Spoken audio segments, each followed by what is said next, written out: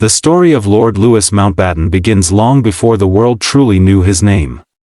It begins in the great houses and gilded corridors of the British aristocracy, where power was inherited and duty was taught like a second language. Louis Francis Albert Victor Nicholas Mountbatten, born in 1900, entered a world already shaped by privilege and expectation. From the earliest photographs of him as a child, curious eyes, polished manners, carefully composed posture, you can sense a boy growing into a role he did not choose but was never allowed to escape. He was not simply born into a family. He was born into a destiny. From his earliest days, the royal family was not a distant institution but an extension of his own household. His father, Prince Louis of Battenberg, served as First Sea Lord before wartime suspicion forced his resignation due to his German origins. The experience left a deep imprint on young Mountbatten, teaching him that power was never permanent and reputation could be swept away by forces beyond control. His mother, Princess Victoria of Hesse and by Rhine, came from a lineage intertwined with European royalty. Through them, Mountbatten breathed the air of empire from the moment he could walk. As the First World War reshaped borders and identities, the Battenberg family anglicized their name to Mountbatten, a symbolic attempt to distance themselves from their German roots. To Louis, still a teenager, this moment was formative. He learned the importance of presentation, image, and perception, lessons that would later define much of his public life. Even then, those who knew him noticed a remarkable confidence. He spoke with charisma, moved with purpose, and carried himself with the assurance of someone who believed he was meant to influence the world. When he joined the Royal Navy, he did so with a sense of almost theatrical enthusiasm. Naval life was demanding, disciplined, and often tedious, but Mountbatten approached it as though each assignment were a stage on which he could prove himself. His instructors remembered him as clever, eager, and socially gifted, someone who could charm an admiral as easily as he could befriend a fellow cadet.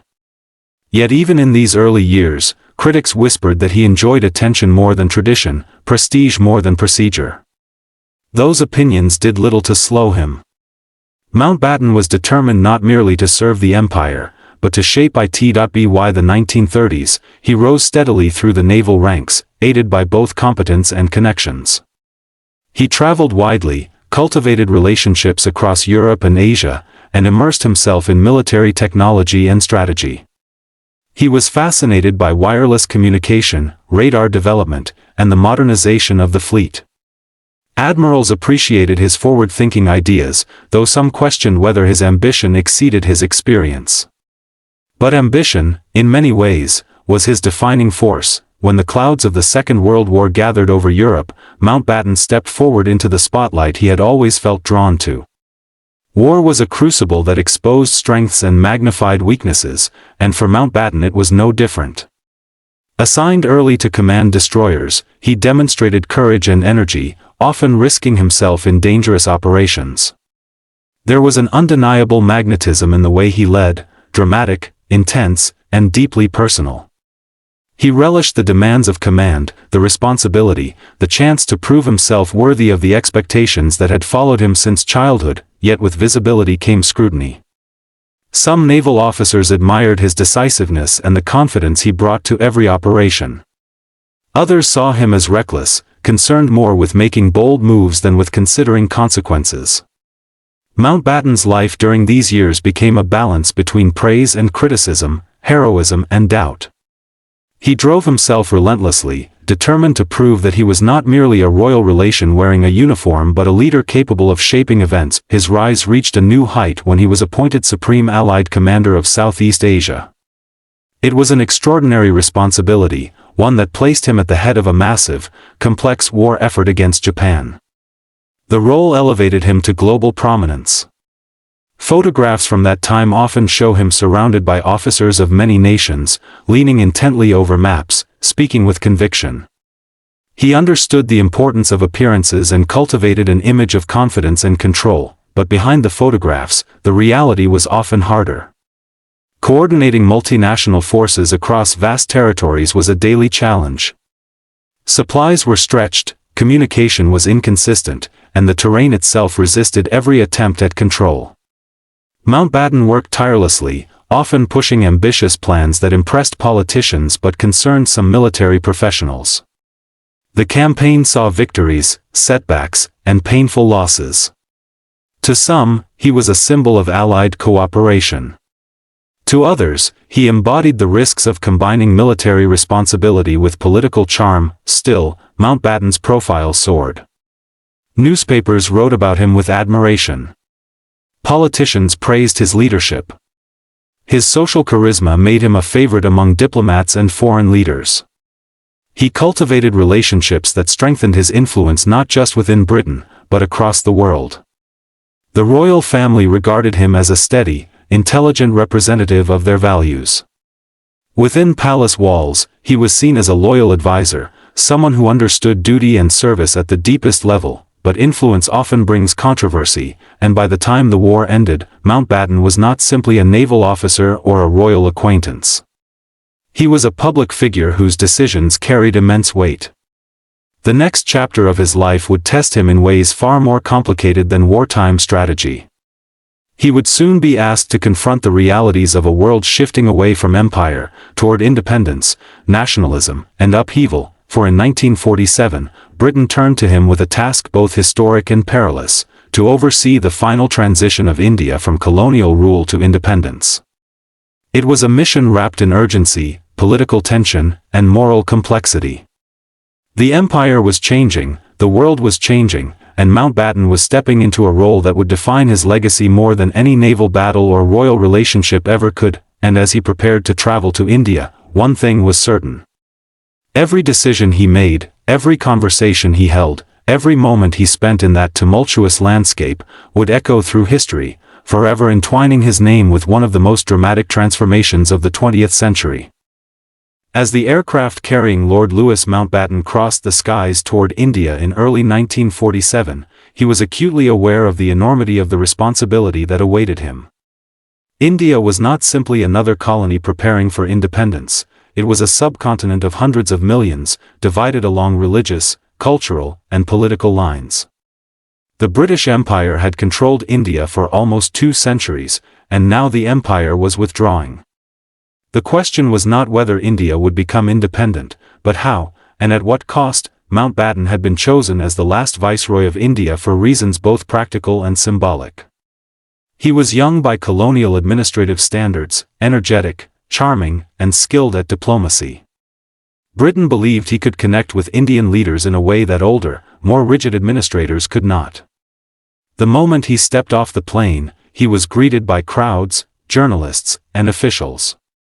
The eyes of the world were upon him. From his first meetings, Mountbatten sensed the tension.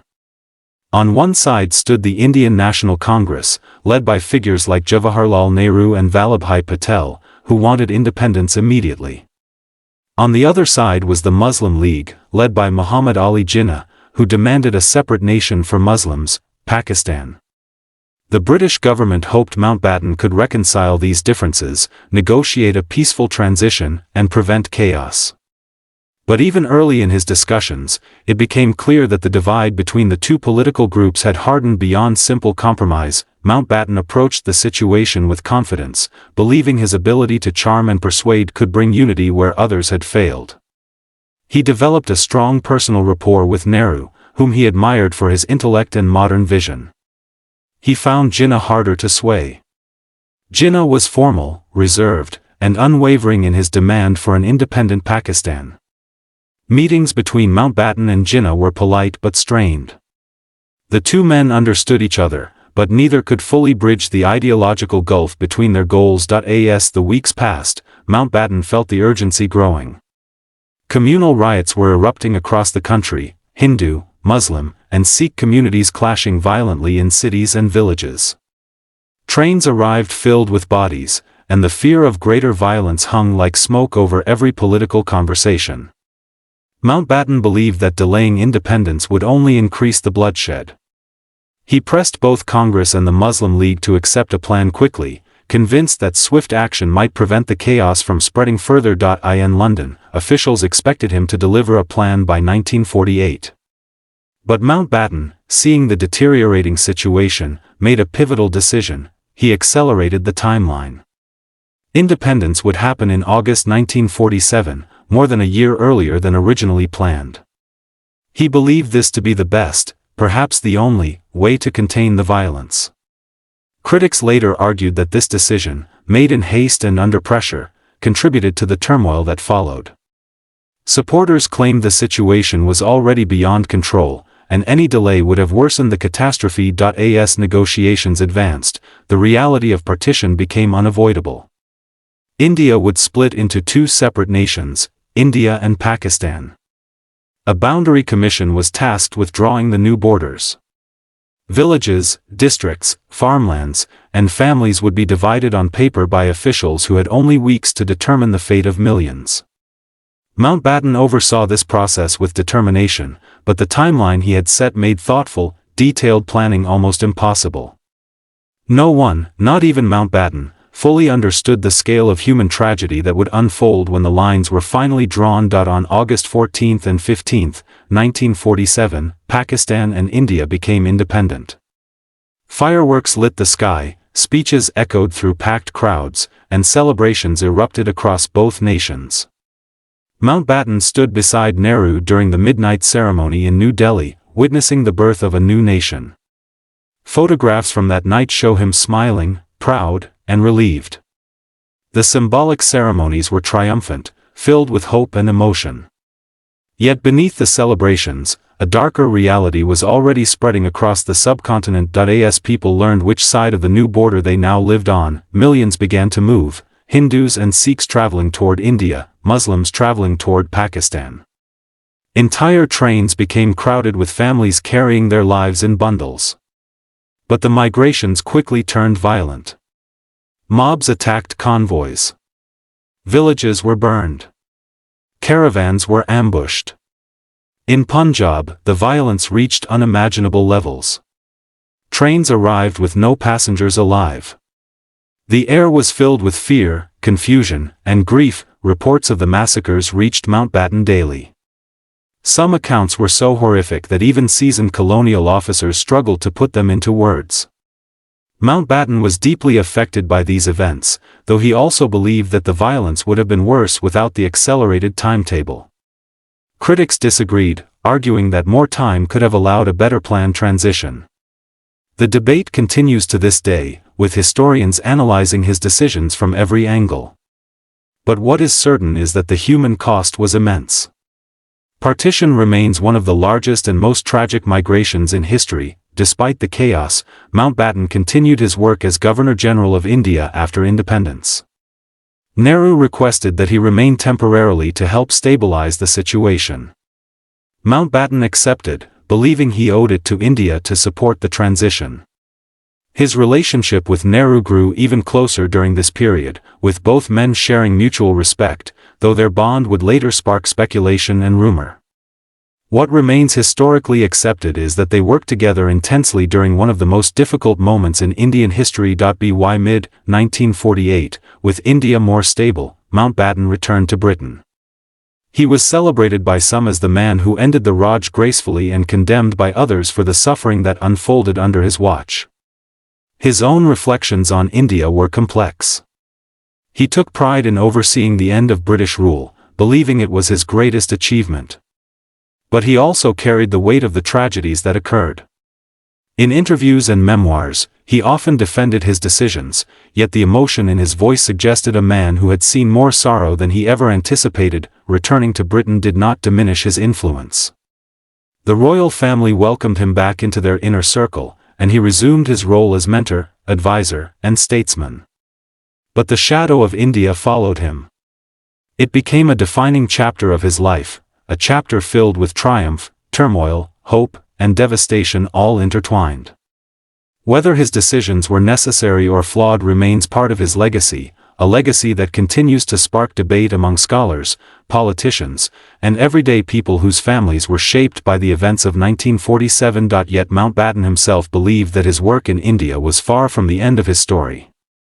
In many ways, it was the beginning of a new era, one in which his influence would shift from global politics to the inner workings of the British monarchy, shaping not nations but future kings. When Lord Louis Mountbatten returned to Britain, he did so not as a defeated colonial administrator but as a figure whose name had become inseparable from the most dramatic chapter of the end of empire. Newspapers continued to print analyses of his role in India. Some praised his decisiveness, others accused him of rushing into decisions that scarred the subcontinent. Mountbatten himself tried to distance his mind from the overwhelming emotional weight of partition, but the legacy followed him everywhere he went. What awaited him back home was a different kind of responsibility, one far more personal, yet deeply influential. The royal family welcomed him warmly. King George VI valued Mountbatten's experience and insight, and Queen Elizabeth, soon to become one of the most iconic monarchs in history, trusted his judgment. But it was with Prince Philip, and later with Prince Charles, that Mountbatten's influence would reach its most lasting and controversial form. Mountbatten had always taken a particular interest in Prince Philip. He saw in Philip a younger version of himself, confident, restless, intelligent, burdened by the expectations of royal lineage. Philip had grown up partly under Mountbatten's guidance, and the two shared a bond that went beyond simple family ties. Mountbatten admired Philip's discipline and directness, traits he believed would strengthen the future of the monarchy. He encouraged Philip to modernize the image of the royal family, to be active, visible, and approachable. Philip, in turn, saw Mountbatten as a mentor, someone who understood both the privileges and the suffocating constraints of royal life. When Philip married Princess Elizabeth in 1947, Mountbatten felt a deep sense of pride. He believed the marriage symbolized not only love but the blending of tradition with a modern sensibility. And when Elizabeth became queen in 1952, Mountbatten became an informal advisor, offering his insights into the political and social challenges of the post-war world. Some courtiers disliked his influence. They viewed him as too ambitious, too eager to shape royal decisions. They whispered that Mountbatten saw in the monarchy a stage on which he could continue his public life. He was not an elected official, nor did he hold a formal position within government at this point, yet his voice was often heard in the highest conversations. Mountbatten denied any intention of manipulating the monarchy for personal gain, but he also never hid his belief that he understood its needs better than many who worked within it. As the years progressed, Mountbatten turned his guidance increasingly toward the young Prince Charles. Charles was sensitive, thoughtful, and introspective, qualities that sometimes made him seem out of place in a family defined by discipline and public duty. Mountbatten recognized the boy's vulnerability and stepped into the role of mentor, perhaps seeing in Charles an opportunity to shape the monarchy's future more directly than ever before. Letters between them reveal a close, emotional relationship. Charles often sought Mountbatten's advice on personal matters, especially on the question of marriage. Mountbatten believed firmly in the importance of choosing a suitable, aristocratic bride, someone who could support Charles in the public role he was destined to inherit. He encouraged Charles to marry young, as he believed a king-in-waiting needed stability, both personally and publicly. His advice would later become a subject of controversy, especially in light of Charles's later marriage to Lady Diana Spencer. But at the time, Charles saw Mountbatten not as meddling but as a guiding light. Meanwhile, Mountbatten resumed his naval career and reached its highest point when he became First Sea Lord, the very position his father had been forced to relinquish decades earlier. The appointment was deeply symbolic for him. It felt like an act of historical closure, a restoration of honor to his family name. As First Sea Lord, he pushed for modernization, technological innovation, and reformation of naval operations. His energy and vision impressed many, though some critics felt he focused more on public image than on military substance. Still, his tenure marked a significant chapter in naval history. He later became Chief of the Defence Staff, the professional head of the British Armed Forces. In this role, he oversaw significant changes during the shifting landscape of the Cold War. His leadership, his ability to communicate, and his political charm helped him navigate the tension between tradition and modernization. While some military officials found his approach too political, many recognized his ability to bridge communication between the armed forces and the government. Despite his demanding roles, Mountbatten remained a prominent public figure. He attended ceremonies, gave speeches, and engaged with civic groups across Britain. His charisma remained as strong as ever, and he became a symbol of continuity between the old empire and the new era of global diplomacy. He was admired for his wit, his energy, and his ability to command a room simply by walking into it, yet beneath this polished exterior, Mountbatten carried complexities. He was confident, sometimes excessively so. He enjoyed attention, perhaps more than he admitted. He believed strongly in hierarchy and order, but he also relished breaking convention when it suited him. His life had been shaped by privilege, yet he remained deeply committed to public service. He could be both warm and exacting, generous and highly critical. Those close to him sometimes struggled to reconcile these traits. Mountbatten's personal life was equally layered. His marriage to Edwina Ashley, though affectionate, was unconventional. Both had close relationships outside their marriage, and both were deeply engaged in public causes. Edwina became known for her humanitarian work, especially during and after the war. Her charisma matched his, and together they formed a duo admired by many. Her sudden death in 1960 devastated Mountbatten. The loss left a void in his life that no official role or public accolade could fill. As he grew older, his focus shifted increasingly toward his role as mentor to Prince Charles. He wrote long letters filled with advice, encouragement, and sometimes blunt criticism. He wanted Charles to be strong, disciplined, and decisive, traits he believed essential for a future monarch. He also wanted Charles to avoid the personal mistakes he believed other royals had made. Mountbatten's influence remained powerful, shaping Charles's worldview during some of the most formative years of his life. By the 1970s, Mountbatten had become a respected elder statesman.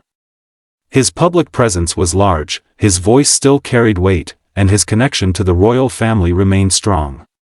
But the world around him was changing. Political unrest was growing across the United Kingdom. The conflict in Northern Ireland had escalated into violence between paramilitary groups and British forces. Mountbatten, with his visibility and symbolic status, had become a potential target. He continued his life with a sense of routine, public engagements, royal duties, and cherished family time. But the threat around him, unseen yet rising, was moving closer. A shadow stretched across the path of his later years, though he did not fully see it coming. Mountbatten had lived a life filled with triumph, influence, controversy, and ambition. He had shaped nations, guided future kings, and stood at the heart of the 20th century's greatest transformations. But the endings of stories, even extraordinary ones, do not always follow the arcs their protagonists expect, and as the summer of 1979 approached, the final chapter of his life moved quietly into place.